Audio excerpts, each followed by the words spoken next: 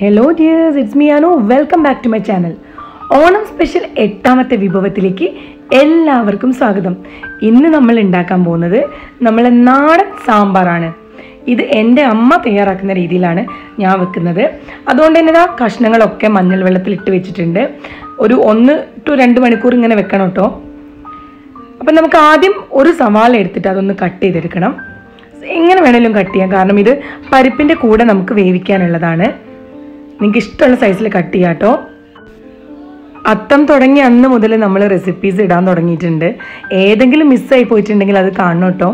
അപ്പോൾ ദാ തിരുവോണം ആവാനായി.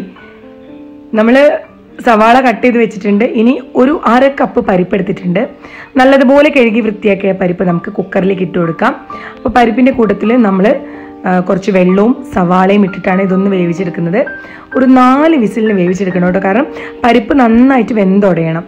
അപ്പോൾ നമ്മൾ കട്ട് ചെയ്ത് വെച്ചിട്ടുള്ള സവാള നമുക്കിതിലേക്ക് ഇട്ട് കൊടുക്കാം. ആവശ്യത്തിന് വെള്ളം ഒഴിച്ചു കൊടുക്കാം. അപ്പോൾ പരിപ്പ് വേവാൻ ആവശ്യമായിട്ടുള്ള വെള്ളം ഒഴിച്ചു കൊടുത്താൽ മതി.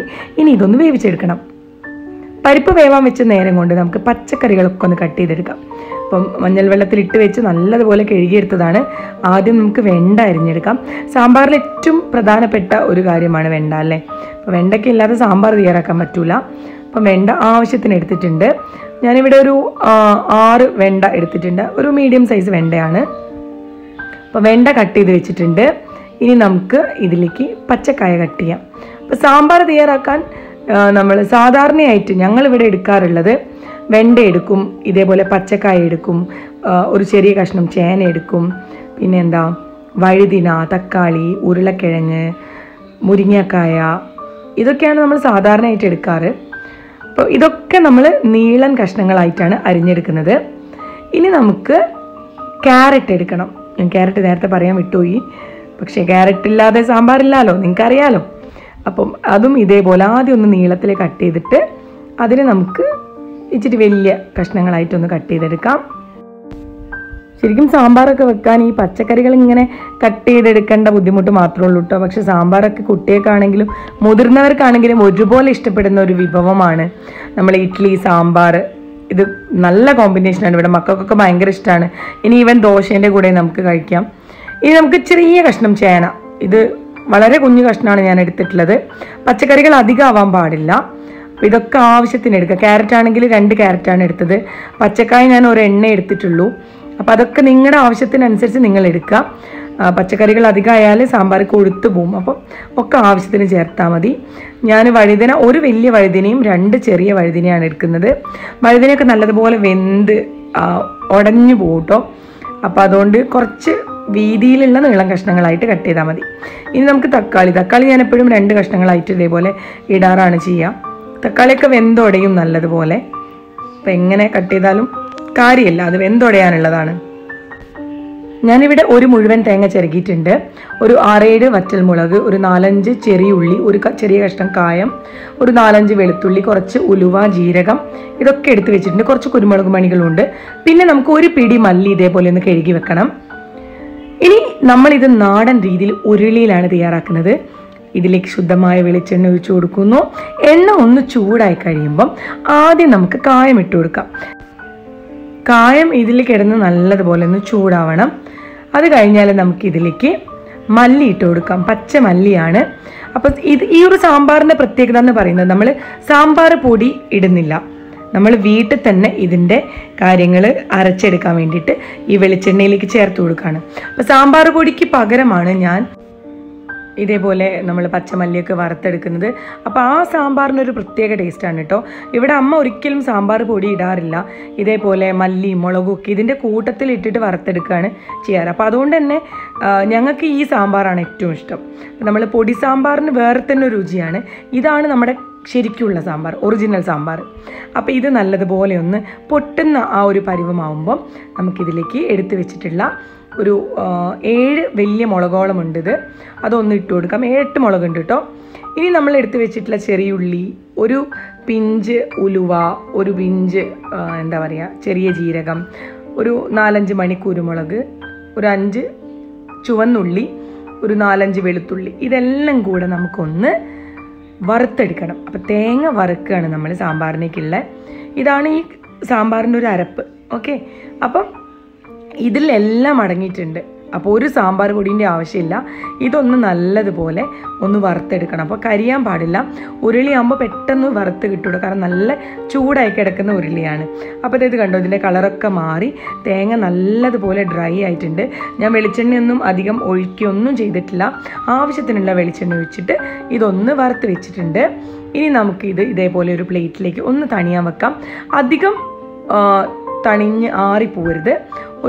ഒന്ന് തണിഞ്ഞു കഴിഞ്ഞാൽ നിങ്ങൾക്കിത് അരച്ചെടുക്കാം. അപ്പോൾ വെള്ളം ചേർക്കാതെ അരയ്ക്കാൻ ശ്രമിക്കുക. വേണമെങ്കിൽ ഒരു തുള്ളി വെള്ളം ഒന്ന് ഒറ്റിച്ചു കൊടുക്കാം. ഇനി നമ്മൾ ഈ ഉരുളി തന്നെയാണ് സാമ്പാർ തയ്യാറാക്കിയെടുക്കുന്നത്.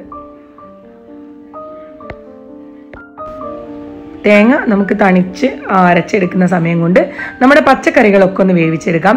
അപ്പോൾ വെണ്ട ഒഴികെ ബാക്കി എല്ലാ കഷ്ണങ്ങളും ഞാൻ ഇതിലേക്ക് ഇട്ടിട്ടുണ്ട്. ഞാനൊരു കാര്യം പറയാൻ മറന്നു, 3 പച്ചമുളകും കൂടെ വേണം കേട്ടോ.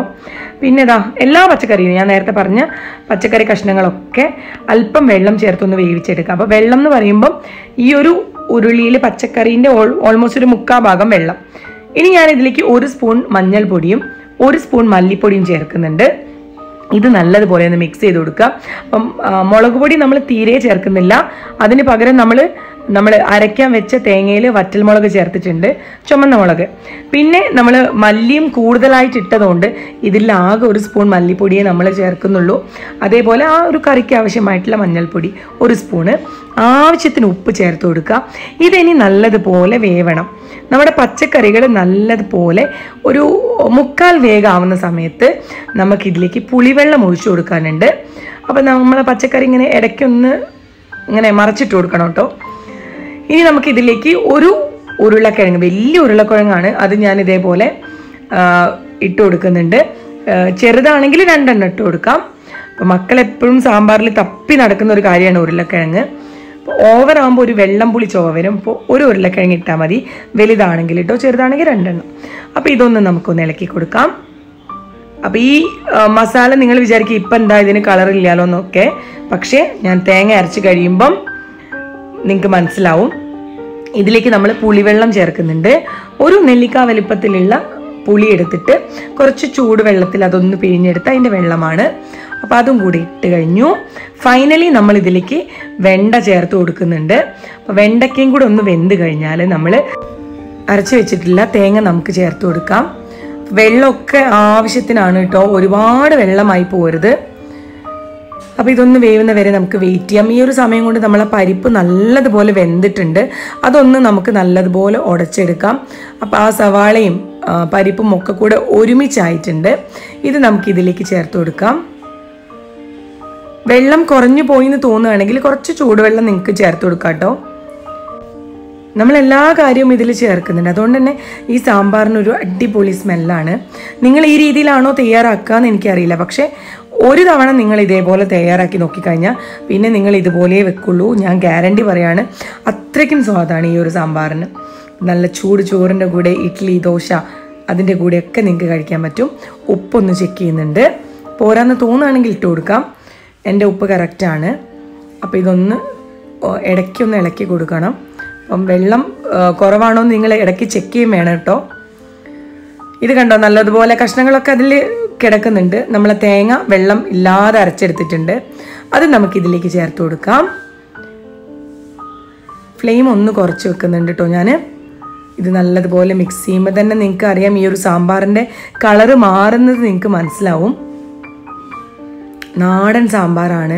ഓണം, വിഷു അല്ലെങ്കിൽ ഒരു കല്യാണ പർപ്പസിന്, ബർത്ത്ഡേ, എന്തിനാണെങ്കിലും നമ്മളൊരു നാടൻ ഊണുണ്ടാക്കുന്ന സമയത്ത് എന്തായാലും നമ്മൾ സാമ്പാർ ഉണ്ടാക്കും. അപ്പോൾ ഇതേപോലെ ട്രൈ ചെയ്ത് നോക്കിയിട്ട് ഫീഡ്ബാക്ക് പറയണം. ആ തേങ്ങ അരച്ച മിക്സിയിൽ ഞാൻ കുറച്ച് വെള്ളം ചേർത്ത് അതും കൂടെ ഒന്ന് ഒഴിച്ചു കൊടുത്തിട്ടുണ്ട്. വെള്ളം പോരാന്ന് തോന്നുകയാണെങ്കിൽ കുറച്ച് ചൂടുവെള്ളം ഈ ഒരു സ്റ്റേജിൽ നിങ്ങൾക്ക് ഒഴിച്ചു കൊടുക്കാം കേട്ടോ. അതാ നമ്മുടെ സാമ്പാർ. എനിക്ക് വെള്ളം ഒഴിക്കണം എന്ന് തോന്നിയിട്ടില്ല, കാരണം ഇത് കറക്റ്റാണ്, വെള്ളമൊക്കെ പെർഫെക്റ്റ് ആയിട്ടുണ്ട്. അപ്പോൾ ഇതിതാ നല്ലതുപോലെ വെന്തിട്ടുണ്ട്, നമ്മളെ കഷ്ണങ്ങളൊക്കെ വെന്തിട്ടുണ്ട്. ഇനി ഫൈനലി നമുക്കൊരു ജോലി കൂടെ ബാക്കിയുള്ളൂ. എന്താ, ഇതൊന്ന് വറവിടണം അല്ലേ. അതുകൂടെ കഴിഞ്ഞ് നമ്മുടെ സാമ്പാർ നമുക്ക് സെർവ് ചെയ്യാം. അപ്പോൾ ഇതാ ഇതൊന്ന് നമ്മൾ തേങ്ങ അരച്ചതിന് ശേഷം ഇതൊന്ന് തിളയ്ക്കാൻ വേണ്ടി വെയിറ്റ് ചെയ്യായിരുന്നു. ഇങ്ങനെ ചെറിയായിട്ട് തിള വരുന്നുണ്ട്. തിളച്ച് കഴിഞ്ഞാൽ നമുക്ക് ഫ്ലെയിം ഓഫ് ചെയ്യാം. തിള വന്നുകൊണ്ടിരിക്കുന്നുണ്ട്, കണ്ടോ? ഇതാണ് നമ്മുടെ സാമ്പാറിൻ്റെ കളർ കേട്ടോ. ഇനി നമുക്കിതിലേക്ക് വറവിടണം. അപ്പോൾ കുറച്ച് വെളിച്ചെണ്ണ ഒഴിച്ചു കൊടുക്കുക. എണ്ണ ഒന്ന് ചൂടായി കഴിയുമ്പം നമുക്കതിലേക്ക് ഒരു 1/2 സ്പൂൺ കടുകിടാം. കടുകും പൊട്ടി കഴിയുമ്പം നമ്മൾ സാധാരണ വറവിലൊക്കെ ഇടുന്ന പോലെ ചുമന്ന മുളക്, നമ്മളെ വറ്റൽ മുളക്, അത് ഒരു 2-3 എണ്ണം നിങ്ങൾക്ക് നിങ്ങളുടെ ഇഷ്ടം പോലെ അതും 1-2 പൊട്ടിച്ചിട്ട് ഇട്ട് കൊടുക്കാം.